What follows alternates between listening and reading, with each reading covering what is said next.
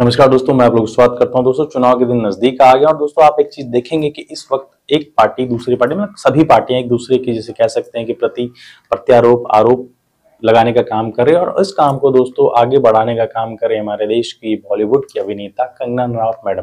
Kangana Ranaut madam के बारे में तो आप लोग जरूर ही जानते हैं कि वो मंडी सीट से, लोकसभा सीट से बीजेपी के कैंडिडेट उम्मीदवार हैं और वहां से वो पहली बार चुनाव लड़ने जा रहे हैं। बस लेकिन एक बात कहना चाहूंगा कंगना मैडम को कि पहले वो एक बॉलीवुड के अभिनेता थी, तो वो जो बातें कहती थी लोग उतना ध्यान नहीं देते थे, बातों को घुमा फिरा दिया जाता कि वही अभिनेता है जिन्होंने कहा था कि देश को आजादी 2014 के बाद से मिले थे। लेकिन अब वो एक जिसे कह सकते हैं कि प्रॉपर तरीके से बीजेपी के कैंडिडेट और नेता भी, और उन्होंने जिसे कह सकते हैं कि नविका जो कुमार है उनको एक इंटरव्यू था। इंटरव्यू में उन्होंने दो बातें की, बातें तो उन्होंने बहुत सारी की लेकिन उनकी दो बातें मुख्यतः मैं वो बता देता। पहली बात तो उन्होंने ये कही कि हमारे देश के पहले प्रधानमंत्री होने चाहिए थे सुभाष चंद्र बोस, और दूसरी चीज उन्होंने ये कही कि सरदार पटेल को प्रधानमंत्री इसलिए नहीं बनाया गया कि उन्हें इंग्लिश नहीं आती थी।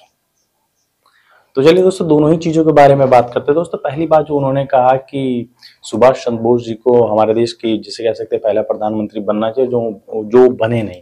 तो उनकी जानकारी के लिए मैं आपको बता दूं कि सुभाष चंद्र बोस जी की जो मौत है वो 1945 में एरोप्लेन में आकस्मिक जिसे कह सकते हैं हादसे में उनकी मौत हो गई थी। तो उनको कैसे प्रधानमंत्री बना देते हैं मैडम, आप बताइए ना।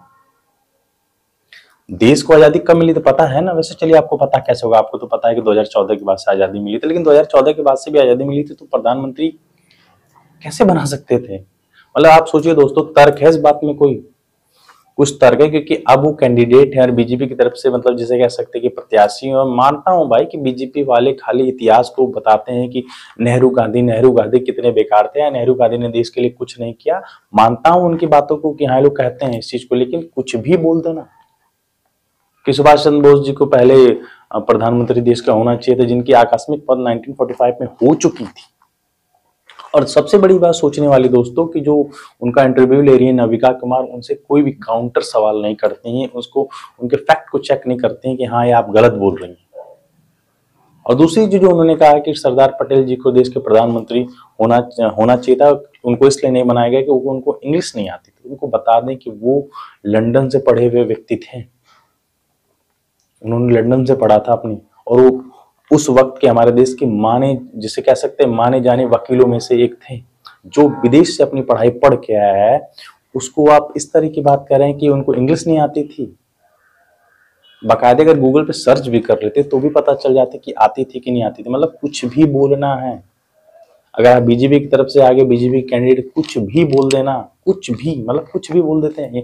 उन्होंने देखो और बात कह दी कि जो लोग उस वक्त टीवी देखते थे जेल में उनको प्रधानमंत्री बना दिया गया। जो लोगों ने मतलब बाहर स्वतंत्रता की लड़ाई लड़ी, जिन्होंने डंडे खाए, मारपीट सहा, जेल गए हैं, उन्हें प्रधानमंत्री नहीं बनाया गया। लेकिन जो टीवी जेल में टीवी देख रहे थे उनको प्रधानमंत्री बना दिया गया। यहाँ पे वो कह रही हैं सीधा सीधा जवाहरलाल नेहरू को एक तरह से कोट कर रही हूँ। और टीवी हमारे देश में 1959 के करीबन आया है हमारे देश में टीवी। कुछ भी मतलब कुछ भी दोस्तों, कुछ भी बोल देना।